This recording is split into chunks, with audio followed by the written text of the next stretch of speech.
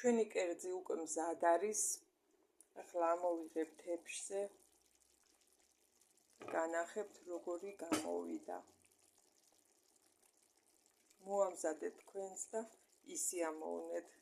და გირჩევთ რომ ესე ტომატ პასტით მოამზადოთ, რადგან ძალიან გემრიელს ხდის ტომატ პასტა.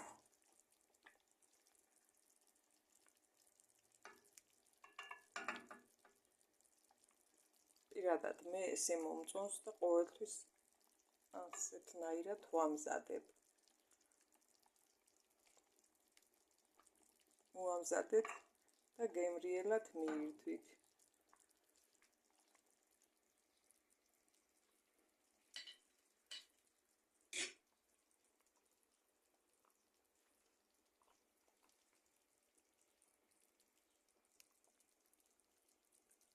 მე კი დაგემშვიდობებით მომდევნო გემრიელობამდე.